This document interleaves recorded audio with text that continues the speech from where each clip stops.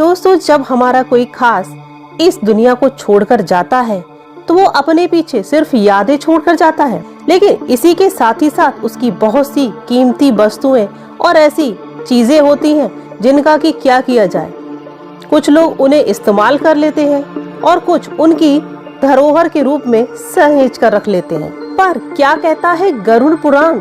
गरुड़ पुराण के अनुसार क्या मृत इंसान की चीजों को पहनना या संजोकर रखना चाहिए? आज की वीडियो में गंभीरता से इसी फैक्ट पर चर्चा करेंगे। तो दोस्तों, अगर आप चैनल पर नए हैं तो प्लीज चैनल को सब्सक्राइब कर लीजिए और वीडियो को लाइक करना बिल्कुल भी ना भूलें। तो दोस्तों, मृत्यु जो कि एक अटल सत्य है जिसे कभी भी टाला नहीं जा सकता। जो भी मृत्यु लोक में आया है उसे एक न एक दिन तो इस शरीर को छोड़कर परमात्मा के शरण में जाना ही होता है। लेकिन फिर भी मनुष्य इस संसार में आकर भौतिक सुविधाओं के मोह में पड़ जाता है और मृत्यु के बाद भी उनका अपनी उन चीजों के प्रति लगाव कम नहीं होता, बल्कि ऐसा माना जाता है कि कभी कभी तो उसका अपनी इन चीजों के प्रति इतना ज्यादा मोह हो जाता है कि वो अपनी मौत के बाद भी पृथ्वी पर ही भ्रमण करता रहता है।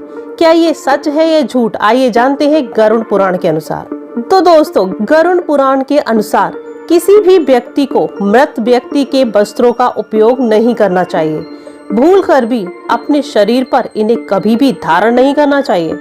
अगर आप मरे हुए व्यक्ति के कपड़ों को पहनते हैं तो उसकी आत्मा आपके शरीर के साथ जुड़ जाती है और मृत व्यक्ति की यादें आपको सताने लग जाती हैं। यहाँ पर बता दें कि जो भी मृत व्यक्ति के कपड़ों का इस्तेमाल करता है तो वो आत्मा शारीरिक वन से कष्ट देने लगती है और इन कपड़ों से व्यक्ति के मन व तन पर बहुत ही गंभीर प्रभाव पड़ता है। उस व्यक्ति को बार बार अपने उस मृत परिजन के ऊर्जा का आभास होने लगता है। तो इसी कारण से गरुड़ पुराण में कहा गया है कि मृतक व्यक्ति के कपड़ों का भूलकर भी इस्तेमाल नहीं करना चाहिए। लेकिन आप मृत व्यक्ति के कपड़ों को याद के तौर पर अपने पास रख सकते हैं या फिर उन वस्त्रों को नदी में प्रवाहित कर सकते हैं। एक दूसरा क्वेश्चन कि क्या मृत व्यक्ति के गहनों को उपयोग में लाना चाहिए?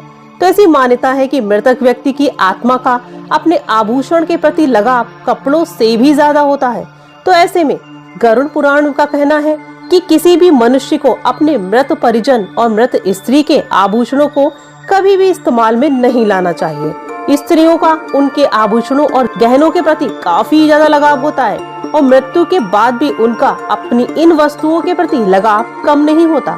तो आपको बता दें कि गरुड़ पुराण के मुताबिक जो व्यक्ति उनकी मृत्यु के पश्चात उनके गहनों को पहनता है या फिर आभूषणों का उपयोग करता है तो ऐसे में उस मृत परिजन की ऊर्जा उस व्यक्ति के साथ जुड़ जाती है, जिस कारण से उसे शारीरिक व मानसिक परेशानियों का सामना करना पड़ सकता है। इसलिए मृतक व्यक्ति के गहनों को नहीं पहनना चाहिए, लेकिन आप इन गहनों को घर में संभाल कर रख सकते हैं। एक काम और किया जा सकता है कि इन गहनों को एक नए तरीके से आप बनवा सकते हैं, लेकिन उसी अवस्था में ही इन गहनों को पहनना नहीं चाहिए। अगर मृत व्यक्ति के मरने से पहले आपको उसने ये भेंट में दिए हैं तो आप इन्हें पहन सकते हैं। एक ऐसी ही महत्वपूर्ण चीज होती है घड़ी, वॉच, कि कपड़ों और गहनों की तरह ही घड़ी को भी मृत व्यक्ति के ऊर्जा का स्रोत माना गया है। घड़ी व्यक्ति के साथ जीवन भर जुड़ी रहती है और उसके समय का निर्धारण भी करती है और व्यक्ति के अच्छे व बुरे समय का भी लेखा जोखा रखती है।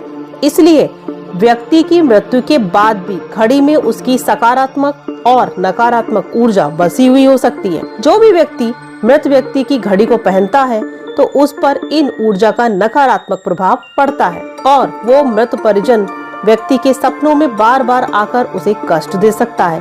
अतः आप कभी भी मरे हुए व्यक्ति की घड़ी भूलकर भी न धारण करें।